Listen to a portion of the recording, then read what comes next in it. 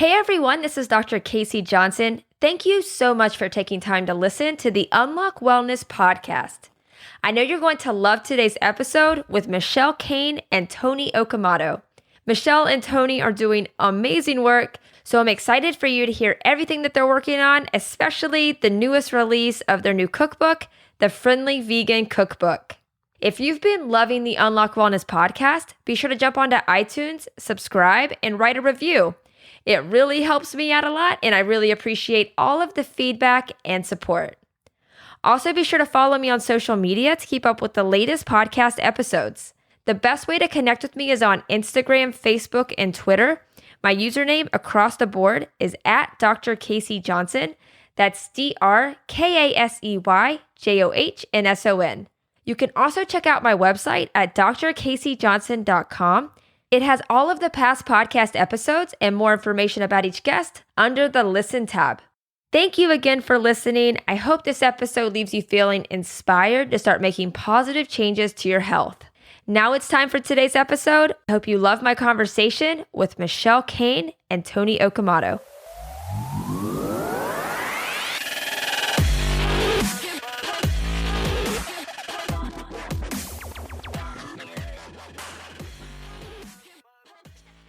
Welcome to the Unlock Wellness podcast. I'm Dr. Casey and excited for today's guest. I'm here with the incredible Michelle Cehn and Toni Okamoto. So I love Michelle and Toni. They were actually one of my very early guests on the show. I love the work that they've been doing in the plant-based space. They've both done such incredible work individually and collectively, including an amazing cookbook that they co-authored called the Friendly Vegan Cookbook, which comes out very soon on October 27th. So excited for them to talk about all of their work and give us a better idea of what they can expect to find in the cookbook. So Michelle and Toni, so good to talk to you guys again. Thanks for having us back, Casey. Yeah, it's so nice to be here. And it's so cool coming back on because I feel like since we first recorded, a lot has happened. Casey, you guest articled a bunch of pieces for World of Vegan, and we collaborated in different ways. And it's been so fun tuning into your podcast. I think did we start our podcast after that, Toni? Yes, much later. Yes. Yeah, much later. She's been podcasting now for I feel like so long. You guys were like, we talked it actually might be like 3 years ago. Isn't that crazy? It seems like a second ago. I know. And now there's additions to the family and all kinds of things. But you guys have been killing it as well. I've been loving all of the content that you put out as always. So I'm excited for you guys too. Thank you. Yeah. So I know that you guys have both been on and talked about your own personal journey. And I encourage everybody listening to go back and check out their episodes where they go into depth about their wellness journeys because it's incredible. But I was thinking you guys could both give everybody just a better idea about who you are, how you got into this space, things that you've worked on, and just to give people a better idea about who you guys are individually. But Michelle, if you wanted to jump in and go first. Absolutely. So my name is Michelle Cehn, and I'm the founder of World of Vegan. It's an online platform where we try and make vegan living delicious, easy, fun, accessible for everybody. And then I guess I'll just do a little catch up on some of the cool things lately since we last chatted. So As I was mentioning earlier, Toni and I started a podcast together. Toni and I became close friends years ago, and we both have similar lines of work trying to make plant-based living accessible for people. So we've collaborated on a lot of different things, meal plans that show how to eat super affordably, our podcast called the Plant Powered People Podcast, and now our latest project is this book, the Friendly Vegan Cookbook. We did a mini documentary called 7 Days showing, actually this one's which is really amazing. Cool. Yeah, it's like 10 minutes long. It's very short. So it's really easy for anyone to watch. And it shows the impact that eating plant-based can have on your health after just 7 days. So we took someone and got their blood tested before and afterwards after eating plant-based. And it's amazing seeing like the cholesterol plummeting and just all these different early disease factors. You see them kind of go away. So that was really fun. Lots been happening. That's so cool. Where can they find the documentary at? Oh, yes. Great question. 7daysdoc.com, the number 7. So 7daysdoc.com. Awesome. No, I love that. Yeah, you guys it's crazy how much you guys have done in the in the last few years. And Toni, why don't you go ahead too? Well, Michelle just mentioned most of what we did, but I had to go on to your podcast to see what day we were on. I've just been browsing, and we were on I was on August 4th, 2017. Oh my I gosh. can't believe how fast time flies. It's interesting right now because I feel like Michelle and I talk about this all the time. Time is both standing still, but flying by so fast because we're doing the same thing every day, nothing new. And then it's also almost November. Yes. What? Crazy. I know. So we're the biggest thing is our cookbook, but we also just launched our new season of the Plant Powered People podcast. We break it up in seasons, and that's exciting too. Yeah. And also, Toni, since then, got married, bought a house. Now she has a whole team working on plant-based on a budget. And just like, oh, so much is happening. Can I bring you around everywhere? You could be my hype woman. Well, luckily, we're here together almost all the time, Toni.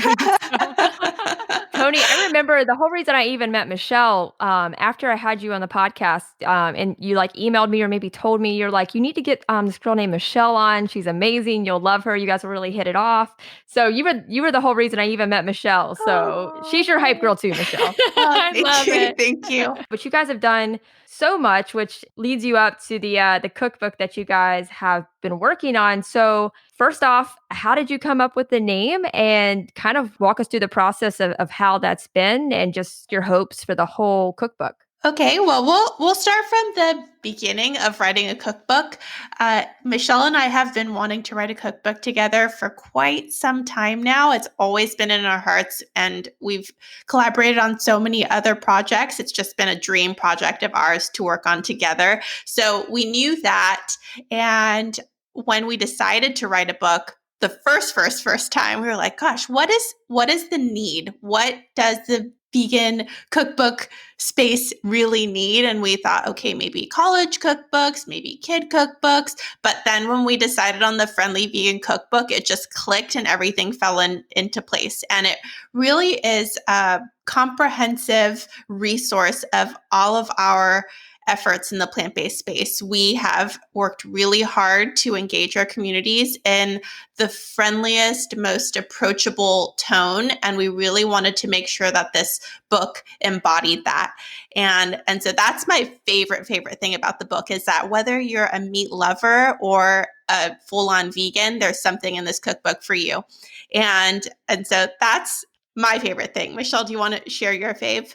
Yeah, well, gosh, I think that it has been such a pleasure to bring our friendship into the book. I know when I first went vegan, I was in college in Ohio, and there were very few other vegans around me, and just few resources that existed. And I felt very in need of support on that journey. And I imagined people going vegan who lived in places where they didn't even know anyone else. They didn't have a friend in the kitchen at home as they were like learning about these really, really difficult, the food industry, the environment, health things. They're learning this on the path alone. And so ever since I first went vegan 13 plus years ago, Toni and I have both been vegan for over 13 years.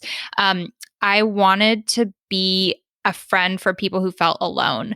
And fast forward to now, there's so many resources out there, and I feel like people feel much less alone.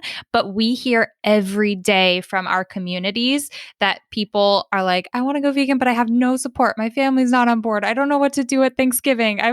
There's still a lot of challenge that can mostly evaporate when you have support and friendship. And so we wanted to provide that resource for people. I love that. And as far as being a friendly vegan, like what do you think is the definition of being a friendly vegan? I think this is so important right now, especially. I mean, I hope that in the near future, people think of vegans and they think, oh my gosh, vegans are the friendly, kind, loving people who are trying to create a better world. But right now, there's kind of like a stigma around vegans for being kind of judgmental or just have people have some negative connotations around the word, which is so sad because the whole meaning of the word vegan is trying to choose kindness and to the extent that we can in our actions.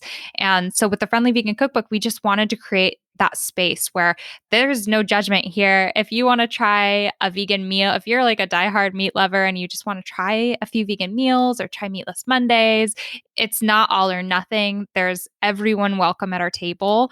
So there's that. And then we also wanted to provide dishes that are so well tested and loved by not only longtime plant-based eaters, but also people who are really skeptical of vegan food. We wanted to create a guidebook for people where they can make things from this and then bring them and share food with people that they love, who have very different eating styles than them. And it can allow everyone to come together at the table and focus on what is important, which is spending time with friends and family over delicious food. I love that. I was just saying, I like to add to that too. Michelle just hit on something that's incredibly important, and that is, especially right now in a very heated year with the election and in a pandemic and with social injustices, there is so much that divides us, and it seems so polarized. But good food, is something that unites us, and it can bring the whole family together at the table and make it just seem fun and friendly and loving. And we believe in the power of food sharing. I love that. And you're 100% right. And there, yeah, like you were saying, like there's so much. I mean, if you jump on Facebook for like 2 minutes right now, like it's such a negative space right now. So when you come across something positive or like somebody that's trying to make a positive impact on the world and not so focused in on all of the negative, because you can find plenty of that. So I love just having that mentality and just trying to bring something positive and change that perspective of somebody that might think of a vegan as somebody that is super negative, because that stereotype is definitely there. When it comes to like the recipes and just what's in the cookbook, does it correlate pretty closely to the work that you guys have done with plant-based on a budget, or is it more set up for like family meals and like things like that? Like, do they correlate pretty closely? I really had so much fun developing recipes for the Friendly Vegan Cookbook, because with plant-based on a budget, I've been really limited to the cheapest ingredients, even if that compromised how cheesy something could taste or creamy it could taste, because I didn't use a lot of nuts or nutritional yeast and some ingredients that have become staples in a vegan lifestyle.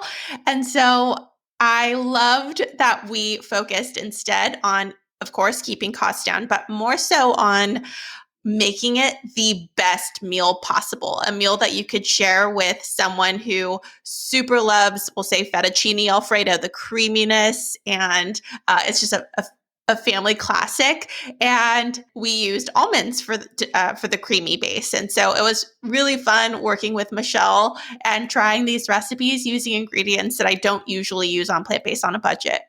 Yeah, and the fettuccine Alfredo, it was actually a recipe that I came up with sort of by accident. I was trying to make a one pot creamy pasta dish, but I ran out of plant-based milk that was unsweetened. You know how if you're going to cook with plant-based milk, you need to make sure you're not using vanilla soy milk or like sweetened soy milk.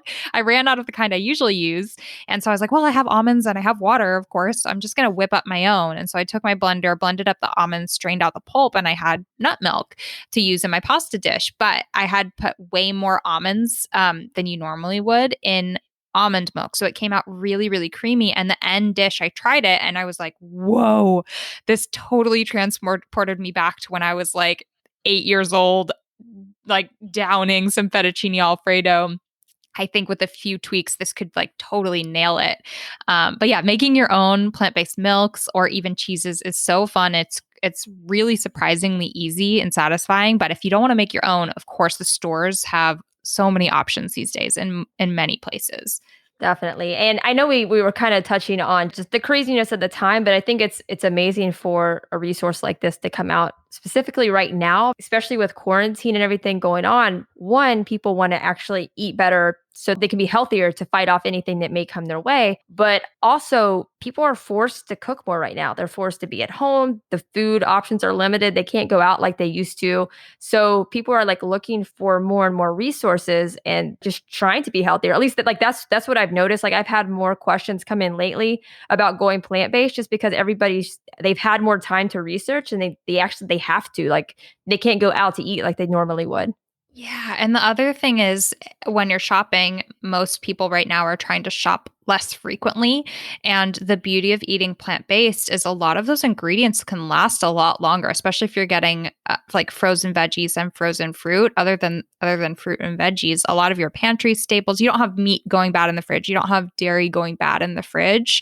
And so it allows you to sort of shop less frequently and a little bit more intentionally. And I think it is so wonderful. Like there's a lot of horrible things happening right now, but it's important to look at the silver lining so that we can retain like some sense of hope and happiness in life. And people learning for the first time in like a century to cook at home again for in many cases is such a beautiful thing. Especially I'm a new mom. I have a almost 9-month-old. Casey, you're a mom, but I think it's so important to be teaching kids not only where our food comes from, but like how to make food. Like we all eat 3 times a day for our entire lives. Our food Right. matters so much. It determines our health, our well-being, our longevity, and so much of our impact on the world.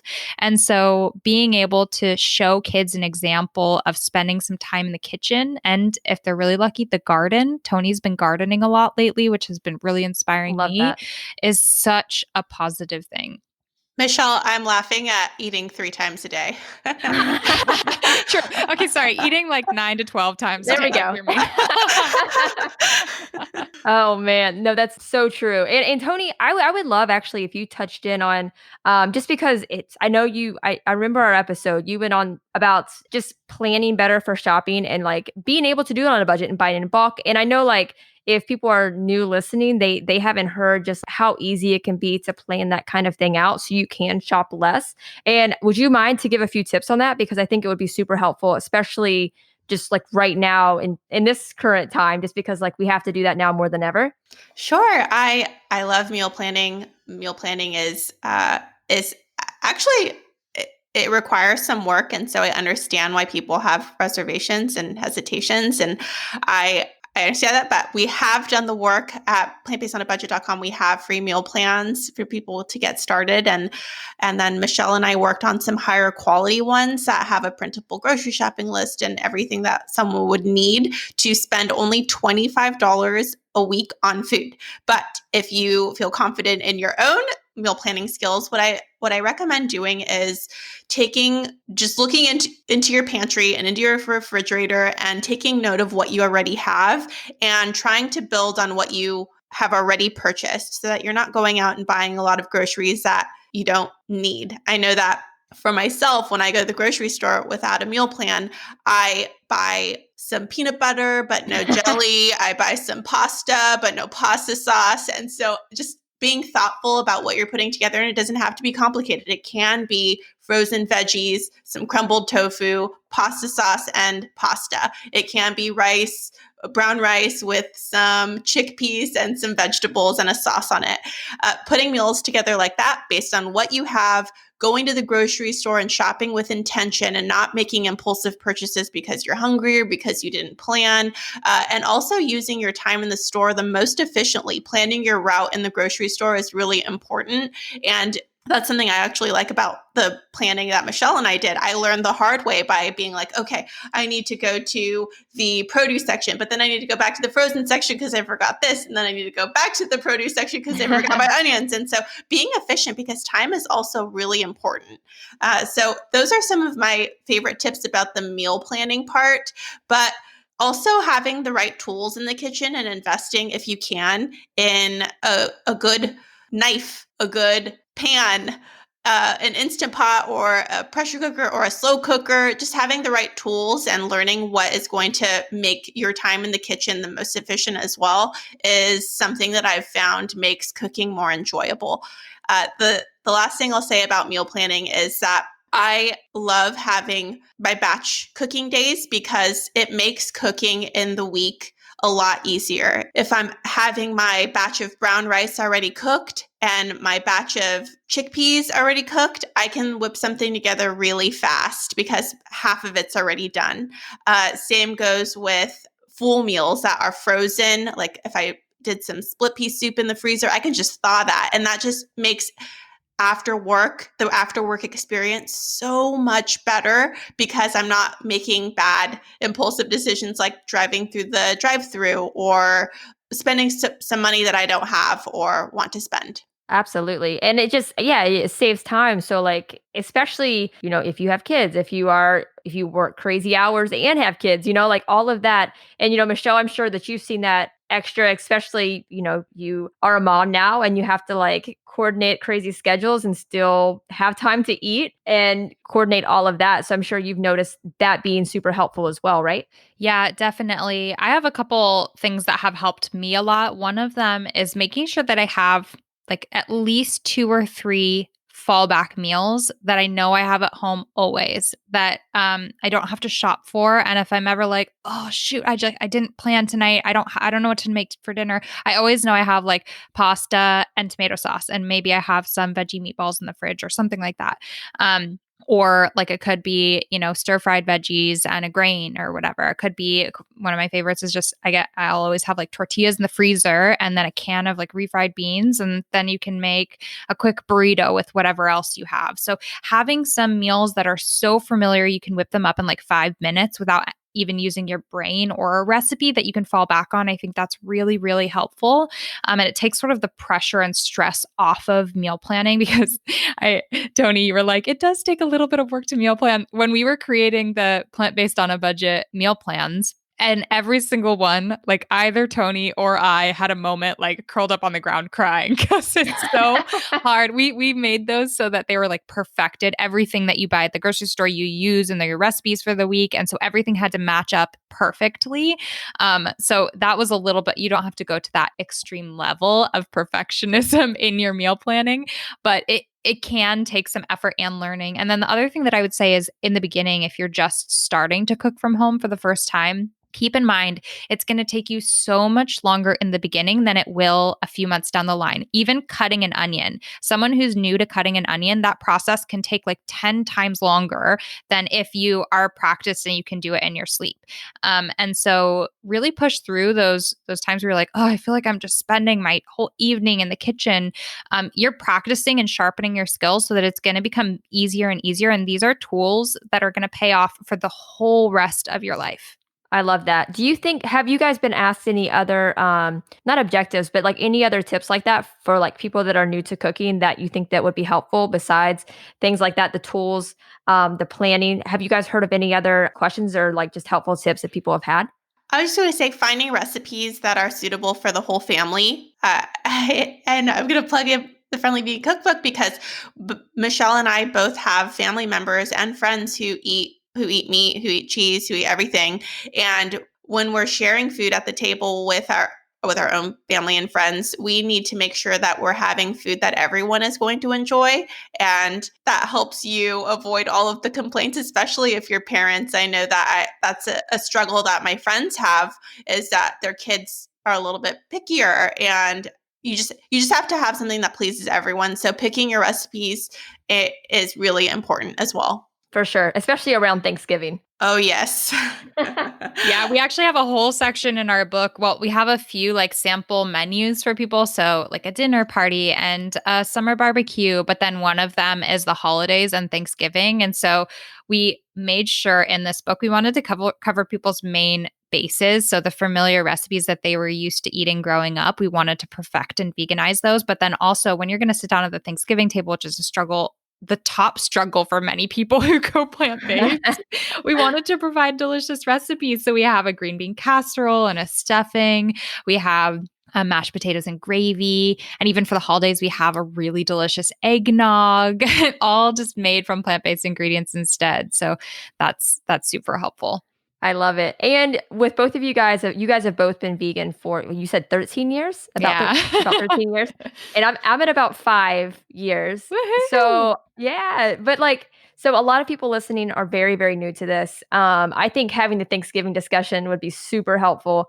I guess things that are probably going to happen that might be helpful, just helpful advice for the Thanksgiving table, kind of how to address it, because it can be super stressful and family will give you a hard time more than likely, and that's okay. But it's coming from a loving space. But what would your top Thanksgiving advice be? I would say to plan ahead, to know that if you're going to someone else's dinner, that they may not have something if you don't let them know in advance, if you have that type of relationship. And if you don't feel comfortable doing that, bring your own, something to share, and let the host know in advance, hey, I'm bringing a delicious stuffing. And I know that as someone who always hosts Thanksgiving, when people want to contribute, it makes less work for me. So I always welcome it. So planning ahead. And then regarding the family comments, I recommend not letting it get to you. I know that can be difficult, but if you can just enjoy the experience and not feel like you have to justify your decision, not feel like you have to have an argument, it just let it roll off your shoulder if you can. That's what I do, and it makes the rest of the whole holiday much more enjoyable. Definitely. Yeah, I agree with that.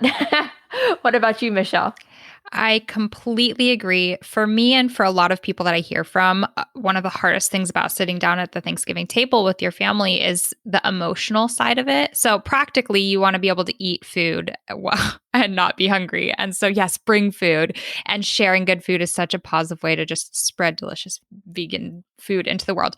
But also just emotionally, it can feel really heavy. If your reason for eating vegan is because you love animals, it can be really hard to be surrounded by people who don't get it and to see a turkey on the table. And if you're, for any reason, if you care about health and you're seeing your family maybe behave in ways that are not, that you know is harmful to their bodies, it can just feel really heavy. And there can be a lot of anxiety tied to that. It can be sort of nerve-wracking. And then I know a lot of people also carry that weight on their shoulders, where if they are asked a question, they feel like they're the ambassador for eating plant-based and that they need to respond. I'll say because I used to feel this way, that I needed to respond in a way that would move someone to care and would help them understand. I just felt the weight of all of these issues on my shoulders extra heavily in those moments at Thanksgiving. And what I encourage people to do is release that pressure, that don't let that weight be on your shoulders. You can just say, thank you so much for asking. I'd love to talk about this later, or let me send you some information later. I would encourage you not to get into the stuff at the Thanksgiving dinner table. And also to just release yourself of just carrying the heavy burden of what's around you. Instead, focus on your friends, your family, and try not to think so much about the food. You'll have every opportunity in your entire life ahead of you to make an impact or kind of have these conversations later. But if you can let that go in these moments, it's a really hard time to be received well when you talk about these things with people who are actively eating animal products. So I would say, let that not be the time, do that later, and just enjoy your family. There was a point up until just maybe 5 years ago, where I started for the first time enjoying Thanksgiving. All my life before, I didn't, because I went vegetarian when I was 8 years old. There was never good food for me. I always felt like, oh, this is just, I just didn't enjoy it. And then at some point, I just released myself of carrying that pressure. And suddenly it's now a holiday that I just absolutely love and adore, and such a great way to celebrate food, even if that means making some dishes yourself. I love that. That's amazing and great way to look at it, because like you said, that's it is a lot of pressure for all of those questions to be on you. But yeah, just the more that you can come from a place of love, then they're going to have better questions and more genuine questions. And then Yeah. whenever you send them resources, they're going to be more likely to actually check them out, because you didn't come off as that angry vegan, right? You came off as the friendly vegan. I'll throw that in there. So yeah, I think that's huge. And honestly, I've directed a lot of people to your resources. So Thank you for being my outlet resource. But yeah, no, I love that. I think it's incredible and just a great way to look at that. But yeah, so as whenever we are just looking at the rest of the work that you guys have been doing, I'd love to hear about your podcast and how that process has been, because I know you started it after that you guys were on. So we never really got to chat about your mission with the podcast and how that process has been going. And I'm sure you guys have been having a lot of fun with that. It's been a lot of fun. Like most of our projects, well, not most of them, like some of our projects and our friendship, it required a little bit of persistence because Michelle is extremely busy. She's always working on a huge project, and I just admire how much she can accomplish in her life. And so when I proposed the podcast the first time, I remember her saying, sometimes I just have to say no because I don't have the capacity. And I also remember the time it just clicked. We both decided, let's do this. I think we were on a road trip. Is that right, Michelle? Yeah, I think were we in Southern California? We were driving away from Moby's house after filming with him. No big deal. I was just like, no big deal at all. Let's do it. Yes, we were just feeling so inspired, and we just had this instant moment where like, this is the time. We need to do this. And from there, we learned all that we could about podcasting. And as you know, it can be a challenge. What equipment do you need? Do you need fancy equipment? Can you just get started with what you have? What software do you need? And so that was fun and exciting for me to just check out the different tech parts of it. And then we decided that the premise would be helping people overcome obstacles, specific obstacles. Michelle and I realized that we can't speak to every obstacle there is. That's just not our experience. So we have brought on people in the past who are married to a person who doesn't ever want to be vegan or plant-based, or who have kids who are not on board, or who work at a restaurant that serves animal products. And we have them share their stories and speak on how they've overcome those pretty serious obstacles. That makes it more relatable because it's not just you guys talking about it. It's actual people who are dealing with it, and they can take practical advice from people that they're living it, they're experiencing it, and they actually have, words of wisdom to share on the topic. Yeah, it's been really fun. And if anyone listening wants to dig deeper into like, what do I do at Thanksgiving or the holidays? Those are some of the types of challenges we talk in depth about on the podcast.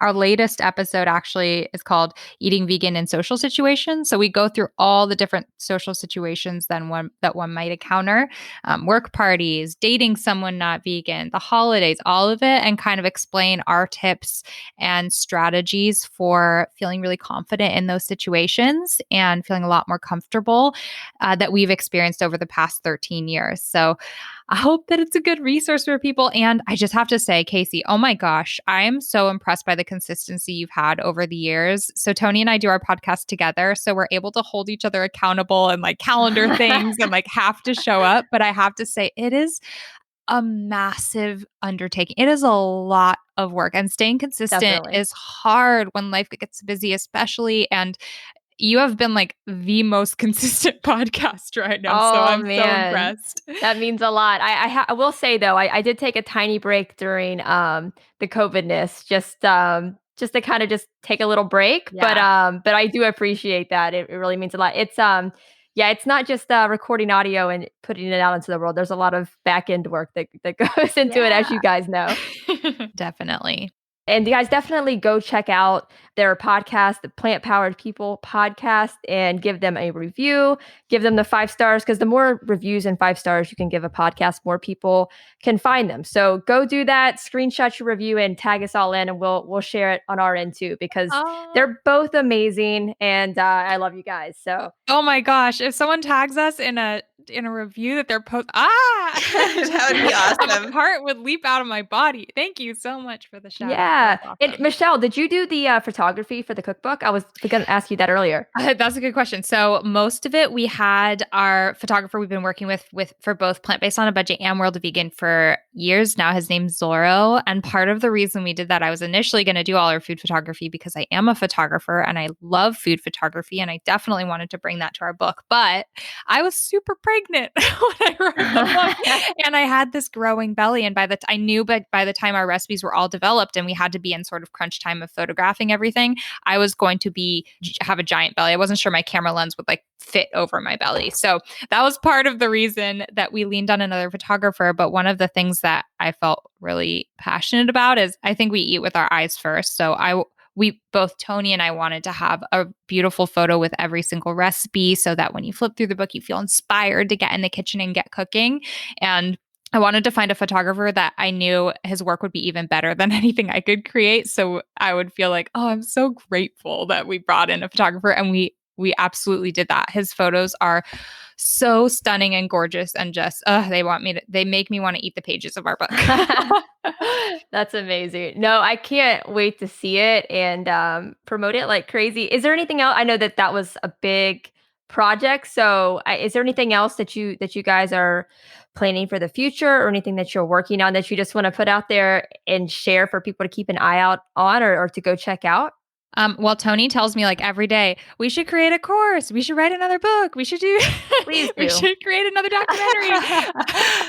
So there's definitely lots of projects coming in the future, and I'm sure near future. But right now our heads and hearts are fully in our books, but also Toni's working so hard with her whole team on Plant Based on a Budget and all of the content and recipes that keep coming to life there. And I've been working hard on World of Vegan, and I'm going to be putting a lot more effort into YouTube videos and things like that in the near future, once sort of the heaviness of book work steps back a little bit. So lots of that to come.